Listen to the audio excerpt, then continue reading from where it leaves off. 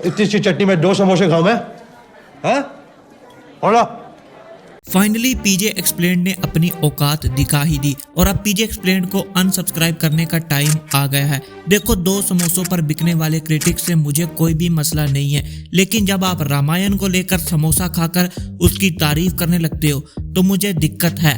तो हुआ कुछ यूं कि पीजे एक्सप्लेन्ड और बीएनएफ टीवी यानी कि बादल, इन दोनों को रामायण के मेकर्स ने रामायण के सेट पर बुलाया और उनके साथ वार्तालाप किए, उनके फीडबैक्स लिए, ऐसा पीजे एक्सप्लेन्ड का कहना है। लेकिन रामायण के मेकर्स ने मोहित को नहीं बुलाया क्योंकि उसके 1 मिलियन सब्सक्राइबर्स नहीं है और यहीं से पता चलता है कि उनकी नीयत क्या थी। वो सिर्फ बड़े यूट्यूबर्स को लेकर रामायण की हाइप को फिर से बनाना चाहते हैं जो कि इंडिया में कम होने लगी थी, जिसकी रीजन भी साफ है कि उन्होंने जो रामा का ग्लिम्स निकाला उसमें वीएफएक्स बहुत ही ज्यादा एवरेज था और जो $500 मिलियन की चटनी उन्होंने फैलाई थी उसको अब चाटना भी तो था।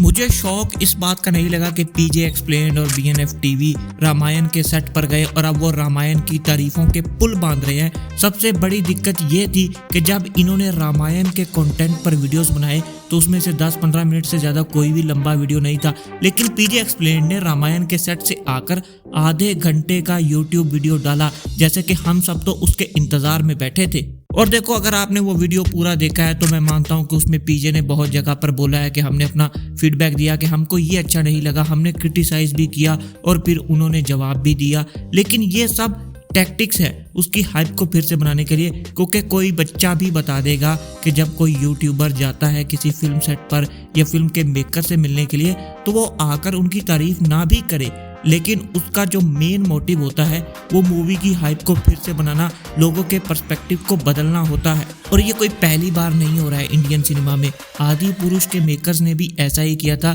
जब उनके मूवी का टीजर ट्रेलर का रिस्पांस बहुत ही घटिया था तो उन्होंने यूट्यूबर्स को खरीदा, उन्हें पैसा दिया या समोसा दिया चटनी के साथ, जो भी किया, लेकिन उसके बाद यूट्यूबर्स का माइंड बदल गया या उन्होंने पब्लिक के माइंड को चेंज करने की कोशिश की। और ये जो 30 मिनट का पीजे ने वीडियो डाला है ये क्लियरली वही कोशिश है। अब देखो, ये किसी टाइगर श्रॉफ की घटिया मूवी के लिए अगर पीजे एक्सप्लेन करता तो मैं कभी इस पर वीडियो नहीं बनाता, क्योंकि मैं उसे समझ सकता। रामायण को लेकर मैंने जितनी भी वीडियोस बनाई हैं मैंने उनमें बताया है कि रामायण इंडियन सिनेमा में एक एक्सेप्शन है। रामायण के साथ कोई भी छेड़छाड़ नहीं की जा सकती, उसमें क्रिएटिव लिबर्टी नहीं ली जा सकती, उसमें आप बिजनेस को नहीं घुसा सकते। और इसीलिए जब ये यूट्यूबर्स रामायण के सेट से होकर आ रहे हैं तो पब्लिक का जब ये माइंडसेट चेंज करने की कोशिश कर रहे हैं तो मुझे बहुत ही गुस्सा आ रहा है, क्योंकि आप लोगों की भावनाओं के साथ खेल रहे हो। लोगों ने आपको मैंडेट दिया है, आपको मिलियंस ऑफ सब्सक्राइबर दिए हैं क्योंकि वो आपकी बात को सुनते हैं, जानते हैं, समझते हैं। लेकिन जब आप ऐसी बात करोगे तो वो उसे भी समझ जाएंगे।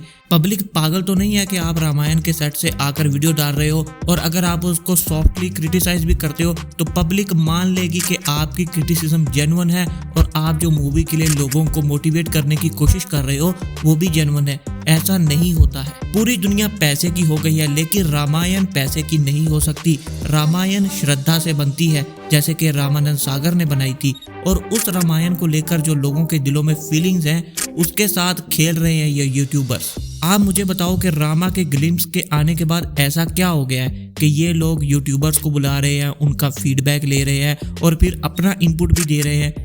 उसकी साफ रीजन ये है कि उन्हें समझ में आ गया कि पब्लिक में उनकी मूवी का जेस्चर अच्छा नहीं गया, उसका रिस्पांस इंडिया में अच्छा नहीं गया, और फिर ये बोलते हैं कि नहीं हमने तो इसको इंडिया के लिए बनाया ही नहीं।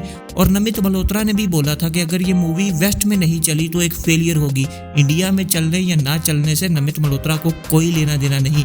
लेकिन मुझे लगता है कि इनकी स्ट्रेटेजी में अब जो ये सडन चेंज आया है, जो ये लोकल ग्रुप्स को भी एक्टिव कर रहे हैं, वो इसलिए आया है क्योंकि इन्होंने सिनेमा कोड में जो रामायण का कंटेंट दिखाया उसको देखकर हो सकता है कि पब्लिक का रिस्पांस इतना अच्छा वेस्ट से भी नहीं आया जो कि ये एक्सपेक्ट कर रहे थे। लेकिन इंडिया के पीआर में यही दिखाया जा रहा था कि हॉलीवुड की ऑडियंस तो बहुत ज्यादा इंप्रेस हो गई है, उनके अच्छे अच्छे ट्वीट्स दिखाए जा रहे थे, लेकिन जो उनके क्रिटिसिज्म वाले ट्वीट्स थे वो तो दिखाए नहीं गए क्योंकि वो पीआर का हिस्सा नहीं होते। और वो जो ट्वीट्स आए थे वो रामायण से जुड़े हुए लोगों के जो हॉलीवुड में उसको डिस्ट्रीब्यूट कर रहे हैं उसके प्रोड्यूसर्स वगैरह के ट्वीट्स थे, ना कि वो वहाँ की जेन्युइन ऑडियंस के ट्वीट्स थे। जेन्युइन ऑडियंस का रिस्पॉन्स भी उन्हें सिनेमा कॉन में मिल गया होगा, लेकिन वो समझ गए कि ना तो इंडियन ऑडियंस हमसे खुश हो रही है और ना ही वेस्टर्न ऑडियंस, क्योंकि उन्होंने एक सैंडविच सा बना दिया है। यहाँ पर कुछ कैरेक्टर्स हमें इंडियंस देखने को मिलते हैं, लेकिन वहीं पर असुरों को, जो कि मूवी के विलन होने वाले हैं, और मूवी उतनी ही अच्छी होती है जितना उसका विलन तगड़ा होता है, और यहाँ पर असुरों को वेस्टर्नाइज कर दिया गया।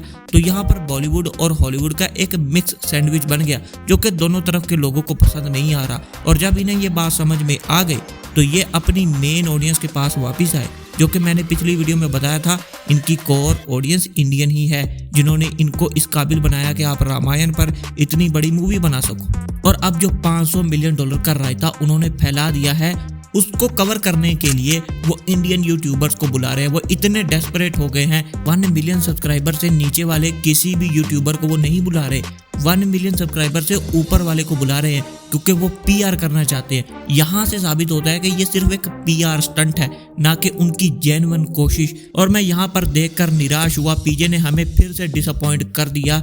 उनको यहाँ पर जाना ही नहीं चाहिए था, अनलेस के वो मोहित को भी बुलाते, क्योंकि हम सब जानते हैं कि ये तीनों मिलकर मैन ऑफ कल्चर नाम का यूट्यूब चैनल चलाते हैं, जिसकी एक कल्चरल इम्पैक्ट है इंडियन ऑडियंस पर। लेकिन जब रामायण के मेकर्स ने इन यूट्यूबर्स के बारे में सर्च किया होगा, तो क्या उन्हें मोहित के बारे में पता नहीं चला?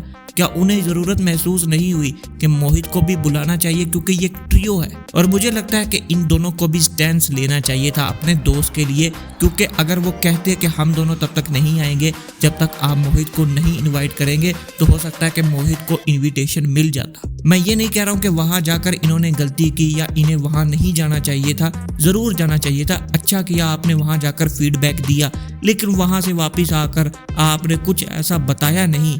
लेकिन वहां से वापस आकर आपका बिहेवियर साफ साफ ऐसा ही लग रहा है कि अब आप मेकर्स के साथ मिलकर इंडियन ऑडियंस को थिएटर में धक्का देना चाहते हो, जबकि उनका कंटेंट देखकर हमें $500 मिलियन वाली फीलिंग नहीं आ रही। और मैं फिर से कह रहा हूं कि किसी भी और मूवी के लिए, इंडिया में किसी भी और मूवी, किसी भी घटिया भोजपुरी मूवी के लिए भी अगर ये इंडियन ऑडियंस को कन्विंस करने के लिए इतना लंबा वीडियो बनाते तो मुझे कोई प्रॉब्लम नहीं होता, लेकिन रामायण इज एन एक्सेप्शन। सबसे पहले तो इन्होंने बजट का नाम लेकर रामायण को बजट के ऊपर निर्भर कर दिया, जो कि इनकी सबसे बड़ी गलती थी। और जब ये बजट के ऊपर डिलीवर नहीं कर पाए, तो अब ये और बजट खर्चा कर रहे हैं PR पर, ना कि मूवी के कंटेंट पर। पीजे ने अपनी वीडियो में बोला कि मूवी के मेकर्स रिलीज से 3 मंथ पहले तक मूवी का फाइनल कट तैयार करते हैं। मतलब अब मूवी का फाइनल कट तो तैयार हो चुका है, तो अब इनको बुलाने की क्या जरूरत है, इनका फीडबैक लेने की क्या जरूरत है? अब मूवी तो रिलीज होने वाली है, मूवी फाइनल हो गई है, इनका फीडबैक लेकर अब वो मूवी में चेंजेस नहीं कर सकते, क्योंकि टाइम ही नहीं है। तो पीजे ने खुद ही अपना भांडा फोड़ दिया, क्योंकि पीजे का कहना ये था कि वो मूवी में चेंजेस करेंगे हमारे फीडबैक को लेकर। लेकिन जब मूवी की रिलीज में ही 3 मंथ से कम टाइम रह गया है, या 3 मंथ का टाइम रह गया है, तो वो कैसे चेंजेस करेंगे?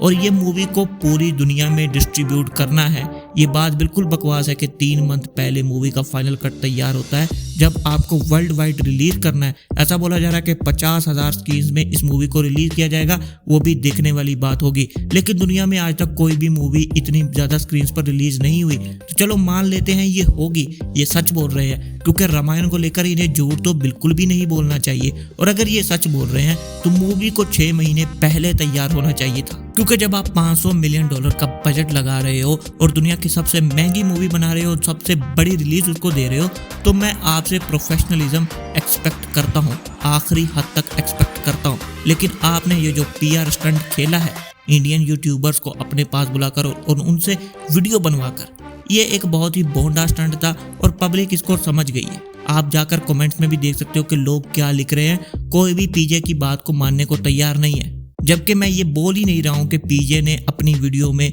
रामायण की अब तारीफ करना शुरू कर दिया है, जबकि पहले वो क्रिटिसिज्म कर रहा था। मैं ऐसा नहीं बोल रहा, मेरा कहने का पॉइंट ये है कि रामायण के मेकर से मिलकर आने के बाद पीजे ने आधे घंटे का वीडियो डाला, और साफ है कि ये वीडियो लोगों के परसेप्शन को इम्पैक्ट करने के लिए था, और इसी से मुझे प्रॉब्लम है। क्या आपको इस बात से रत्ती भर भी प्रॉब्लम नहीं है? अगर है तो नीचे कमेंट्स में ज़रूर बताना, पीजे के कमेंट्स में भी जाकर लिखना।